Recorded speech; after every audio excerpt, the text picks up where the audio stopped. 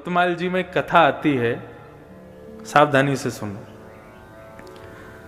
महाराष्ट्र के पंढरपुर में एक वैष्णव भक्त थे, उनका नाम था त्रिलोचन दास।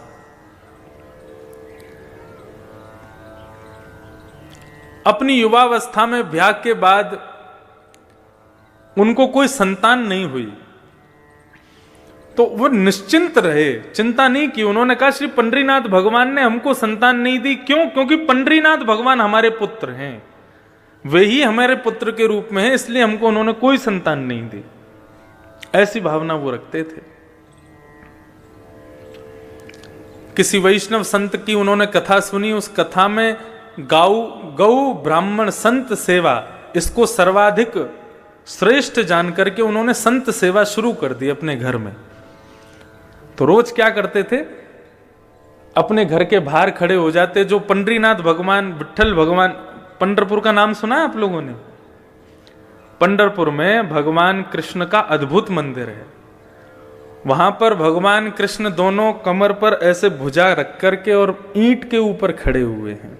उनका नाम है विट्ठल, श्री विट्ठल भगवान। भगवान कृष्ण का ही स्वरूप है। एक पुंडलीक नाम का उनका भक्त था। वो अपने माता पिता की इतनी सेवा करता था कि उसकी सेवा से प्रसन्न होकर के भगवान उसको दर्शन देने गए। जब द्वारिकाधीश उसको दर्शन देने गए तो भगवान के अंग से निकलने वाले प्रकाश, भगवान के इत्र की सुगंधी, भगवान के आभूषणों की खनक से वो बड़ा चिंतित हो गया और कहने लगा, कौन है भाई इतना प्रकाश कर रहा है, इतनी सुगंधी आ रही है, इतनी गहनों की आवाज आ रही है, कौन है? तब लक्ष्मी जी ने कहा, पुंडलीक, भगवान आए हैं तुमको दर्शन देने। वो अपने माता पिता के चरण दबा रहा था। तो उसने कहा, मैंने तो बुलाया नहीं भगवान को, क्यों आए हैं? बोले, भैया तुम्हारी माता पिता की चरण में भक्ति इतनी दृढ़ है, उसको देख करके भगवान आए हैं। तो बोले, इनको पाने के लिए थोड़ी करता हूं, अपने माता पिता को सुख देने के लिए करता हूं। लक्ष्मी बोली, जिसके द्वार पर भगवान जाते हैं वो भगवान को आमंत्रण करने के लिए सिंहासन देता है।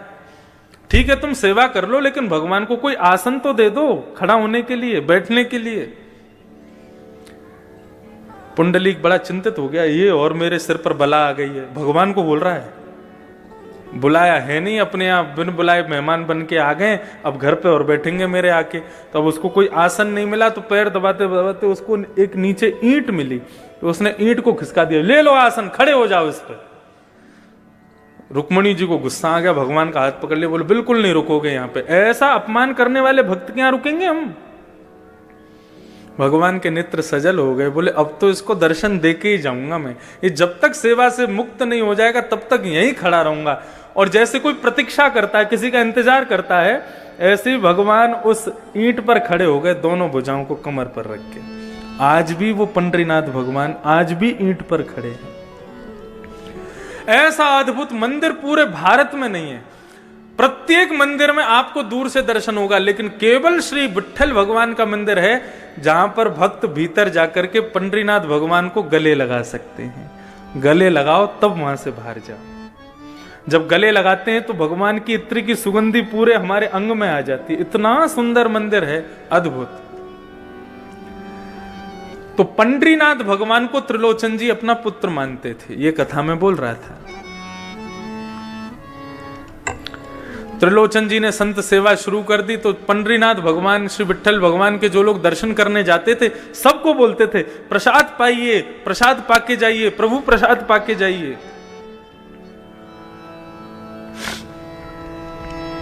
अच्छा, एक मैं नियम आपको बता के जाऊं। इस कथा के जो मुख्य आयोजक परिवार हैं, इस कथा के रूप में हम आपको कुछ दे पाए नहीं दे पाए, ज्ञान दे पाए नहीं दे पाए, हमें नहीं पता आप कितना ले पाओगे या हम क्या दे पाएंगे। ये मन का भाव है और मन से एक भाव प्रकट हो रहा है। पूरी करने की जिम्मेदारी अपने ऊपर रखना भी नहीं। जो यजमान परिवार है उनसे कह रहे हैं हम, भगवान पे ही छोड़ना, वही पूरा करवाएंगे। लेकिन हो सके तो इस नियम को आप शुरू करवा देना। क्या? इस कथा के बाद हफ्ते का एक कोई विशेष दिन, और उस विशेष दिन में भी यदि महीने की एकादशी का ही, एकादशी नहीं द्वादशी का ही दिन यदि आप लोग रखें तो गुना में एक दो घंटे का इसी प्रातःकाल ब्रह्म मुहूर्त में पूरा परिवार उठ करके एक छोटा सा अन्न क्षेत्र करे। राह पर चलते हुए जितने लोग हैं सबको गरम गरम खिचड़ी और थोड़ा बहुत कुछ ना कुछ, ये महीने में जब जब द्वादशी आवे तो द्वादशी के दिन ये एक नियम इस कथा के एक फल के रूप में आप प्रारंभ कर दीजिए। और मैंने पहले ही कहा उसकी जिम्मेदारी अपने ऊपर मत रखना, उसकी जिम्मेदारी ठाकुर जी पे ही छोड़ देना, बोले आप ही पूरा कराओ। हमें कम से कम ये सांत्वना रहेगी कि हमने अपनी कथा के द्वारा गुना में, और आपको भी एक संतुष्टि रहेगी उस कथा से, हमारे गुना क्षेत्र में प्रत्येक द्वादशी को एक छोटा सा अन्न क्षेत्र चलता है। अन्न ब्रह्म है और उस अन्न का बल ही इतना तीव्र होगा, उस अन्न क्षेत्र का बल ही इतना तीव्र होगा कि वो अन्न ही इतना बल प्रदान करेगा कि इस जन्म क्या अनेक जन्मों तक, आपके कल्प कल्पांतर तक आपके परिवार का कोई भी व्यक्ति अन्न से वंचित कभी नहीं रहेगा। अन्न की कृपा सदैव उस पर बनी रहेगी।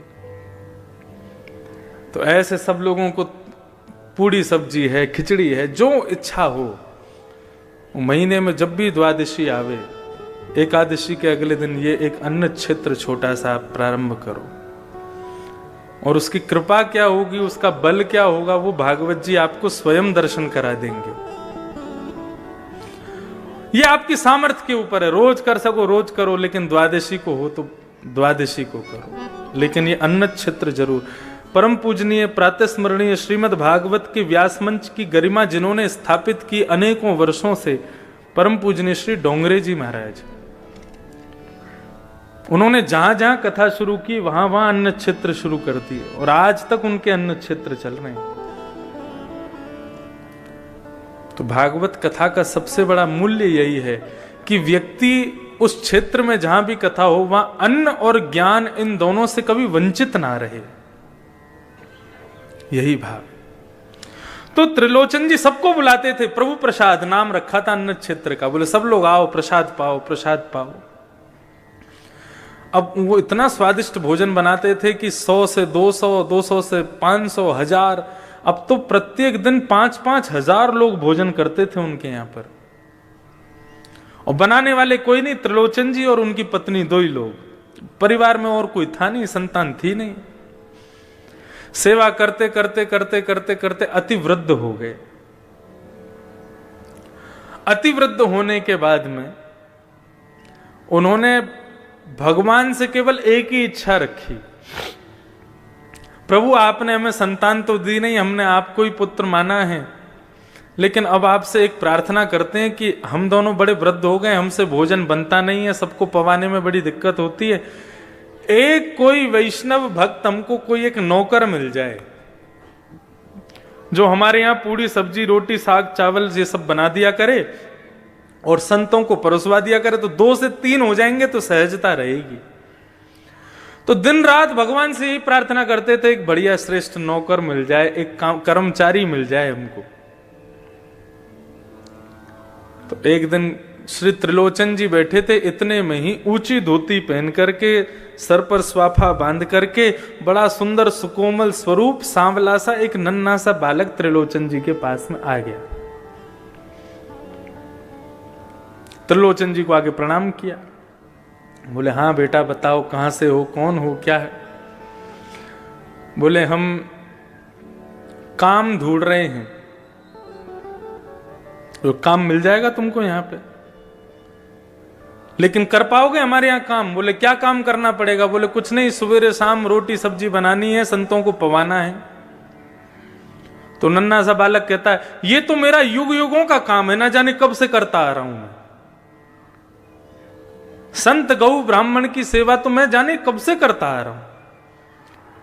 त्रिलोचन जी उसको देख के कहने लगे अभी तुम 3-4 6-7 वर्ष के तो दिखते हो, और तुम कौन से जमाने से करते आ रहे हो? अब वो कैसे बताऊं मैं, वो तो भगवान है, भगवान तो हमेशा से गौ ब्राह्मण संत सेवा करते आ रहे हैं।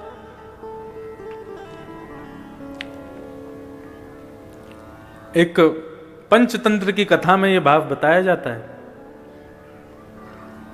एक नदी के किनारे एक कुकर, ग्राम सिंह, जिसको साधारण भाषा में कुत्ता बोलते हैं, तो वो ग्राम सिंह गांव का शेर, वो ग्राम सिंह एक नदी के किनारे में रहता था, उसका पूरा परिवार उसके साथ रहता था।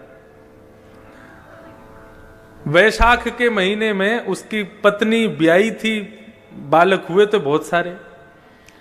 तो एक दिन नदी में बाढ़ आ गई।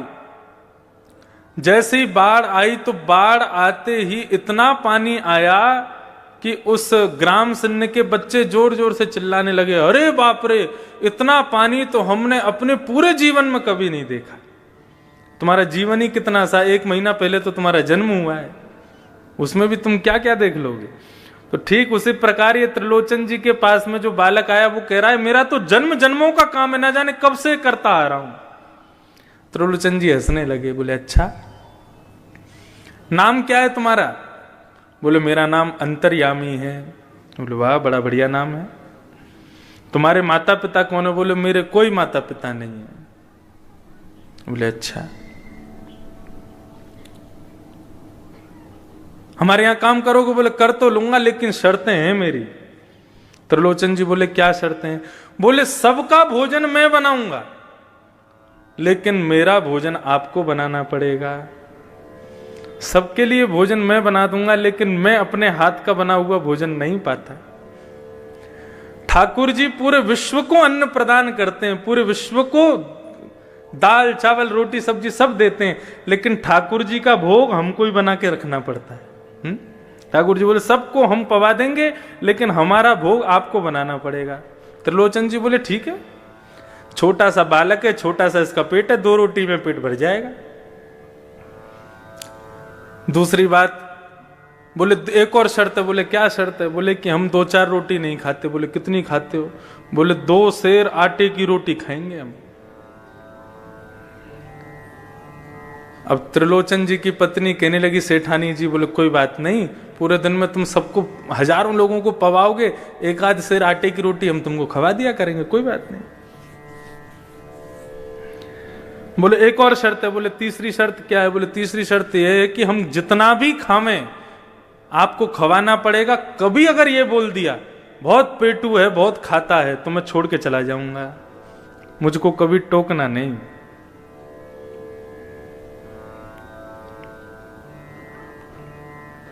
बोले नहीं, हम क्यों टोकेंगे, हम कभी नहीं टोकेंगे। भगवान की लीलाएं बड़ी अपरंपार हैं। आप लोग कभी उदयपुर की तरफ जावें, राजस्थान, तो वहां हमारे श्री गोवर्धन नाथ भगवान विराजते हैं, श्रीनाथ जी। उनका स्वरूप कैसा है? एक भुजा ऊपर, दूसरी भुजा कमर पे। सबने चित्र में तो दर्शन किए, लेकिन मध्य प्रदेश छत्तीसगढ़ के लोगों को बहुत कम पता है नाथ द्वार के बारे में। तो वहां श्रीनाथ जी का मंदिर है, और श्रीनाथ जी के मंदिर में ही श्रीमद जगत गुरु वल्लभाचार्य जी के सेव्य ठाकुर जी, हजारों वर्ष पुराने ठाकुर जी हैं।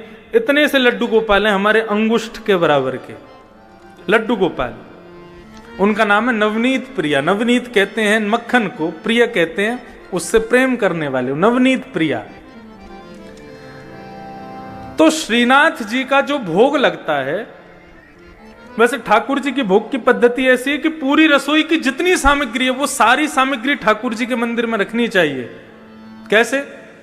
भगवान के मंदिर के आगे पत्तल रख दो, नीचे ही किसी बढ़िया स्टूल पर पत्तल रख करके उसी में कड़ी की भगोनी, उसी में सब्जी का भगोना, उसी में रोटी सब्जी सब एक साथ पधरा दो, सब में तुलसी छोड़ दो, कक्ष बंद करके 20 मिनट के लिए ठाकुर जी को भोग लगाने दो। वो नहीं हो सकता तो थाली ठाकुर जी की लगाओ, थाली में ठाकुर जी का भोग लगा के फिर उस थाली को पुनः सब में मिला दो। ये भोग की प्रक्रिया होती है। तो नाथ द्वार में रसोई की सारी सामग्री श्रीनाथ जी के सामने आती है, फिर ठाकुर जी भोग लगाते हैं। लेकिन जो वो छोटे से नवनीत प्रिया जी हैं, वो अपनी गद्दी के सहित उठ करके रसोई में जाते हैं, वहां जाके भोग लगाते हैं। अच्छा, ठाकुर जी के भोग में एक नियम है क्या? मिष्ठान जो है, मीठा जो है, वो ठाकुर जी की तरफ होना चाहिए। जैसे आपने पूरी थाली लगाई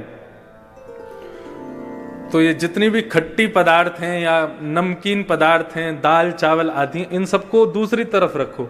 मिष्ठान जो है वो ठाकुर जी के आगे सबसे पहले वही रखो। मीठा, ठाकुर जी पहले मीठा खाते हैं, उसके बाद फिर कुछ नमकीन खाते हैं, फिर मीठा खाते हैं, फिर कुछ नमकीन खाते हैं। ऐसे ठाकुर जी का नियम है।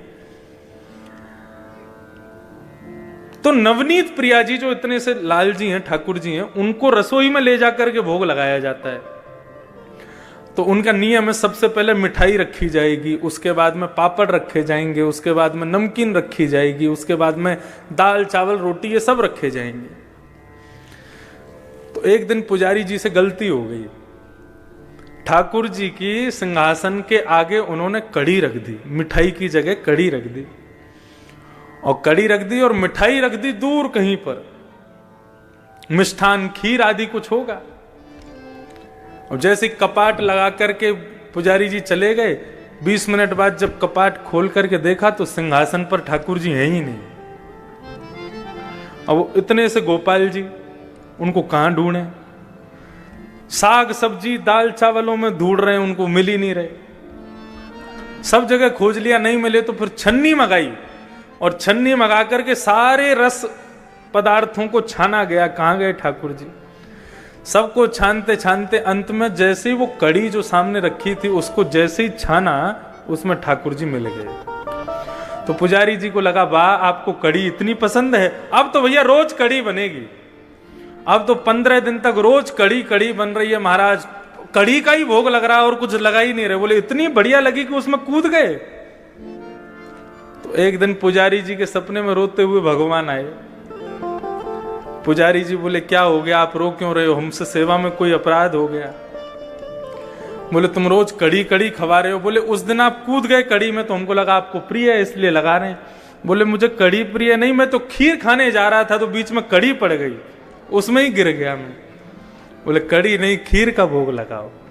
तो ये सब अनुभव आपको भी होंगे यदि भाव से सेवा करोगे। तो त्रिलोचन जी ने कहा, त्रिलोचन जी से भगवान ने कहा, कभी हमसे ये मत कहना बहुत पेटू है, बहुत खाता है। यदि कहा तो हम चले जाएंगे। हमारे ठाकुर जी आते हैं हर कथा में, इतने से है श्रीनाथ जी, श्री गिरधर लाल। अभी उनका उत्सव चल रहा था, अभी सुबह आस्था भजन पर भी वो चल रहा है 11 बजे से लेकर के 3 बजे तक। तो 11 से 1 बजे तक अपने घर पर आप कथा सुनो, भोजन पाते जाओ, और 1 बजे फिर यहां आ जाओ, 2 बजे से फिर यहां सुनो। तो उनका उत्सव हम करते हैं हर वर्ष। इतने से ठाकुर जी, और उनका 56 भोग लगता है, विशाल पाते हैं ठाकुर जी को भोग। 3 चीज बहुत प्रिय है ठाकुर जी को। सबसे पहला श्रृंगार, अच्छे अच्छे श्रृंगार हों, अच्छे अच्छे अलंकार हों। दूसरा ठाकुर जी को प्रिय राग, कीर्तन कथा, ये सत्संग भजन, ये सब ठाकुर जी को प्रिय है। और तीसरा ठाकुर जी को प्रिय भोग। बस ये 3 ही सेवा के स्वरूप हैं, इसके अलावा कुछ नहीं करना। राग, भोग और श्रृंगार। तो त्रिलोचन जी बोले हमको कभी पेटू मत बोलना। बोले कभी नहीं बोलेंगे। अब तो महाराज भगवान अंतर्यामी ने सेवा करना शुरू किया। कड़ी बनाते हैं, सब्जी बनाते हैं, खीर बनाते हैं, पूड़ी बनाते हैं, रोटी बनाते हैं, अकेले बैठ करके बनाते हैं, और सब संतों को पवाते हैं, सबको पवाते हैं। सब लोग अपनी उंगली चाटते रह जाते हैं, ऐसा स्वाद। और सबसे बड़ी कमाल की बात तो यह कि कितनी भी पंगत आ जाए, कभी भी सब्जी कम नहीं पड़ती। और सबको पवाने के बाद फिर ठाकुर जी स्वयं बैठते हैं, सेठ सेठानी पूरे दिन बना बना के खिलाते हैं, पूरे दिन खाते ही रहते हैं।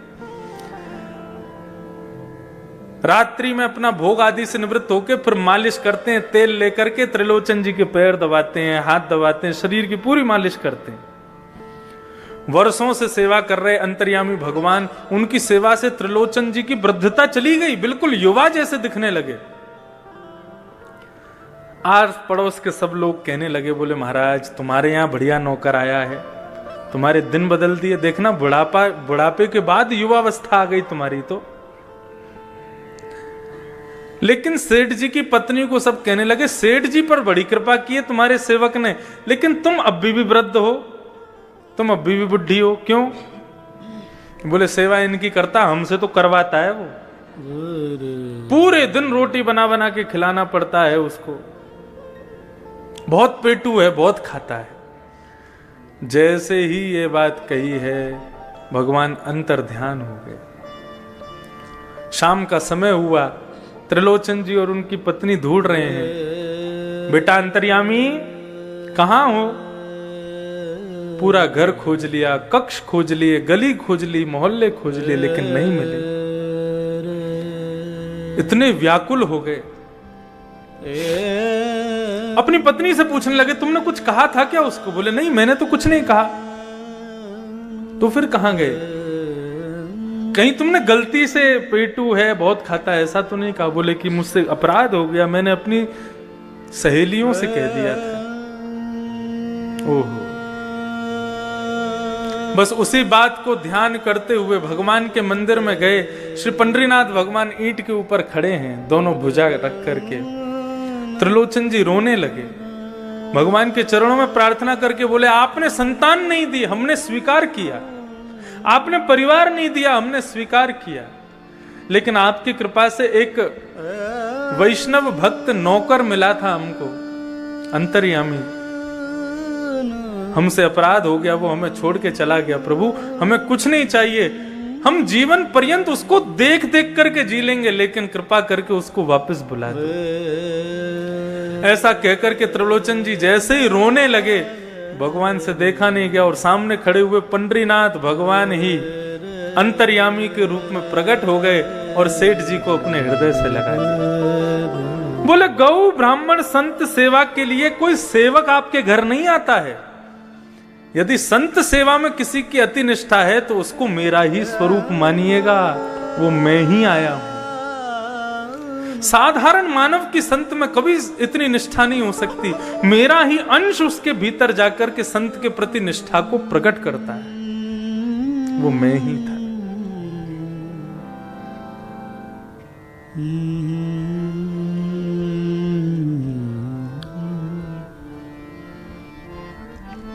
तो ठाकुर जी के प्रति ये प्रेम भाव, ये श्रेष्ठ भाव विश्वास के साथ प्रकट होगा। तो भक्ति के 3 सूत्र में बता रहा था, विश्वास,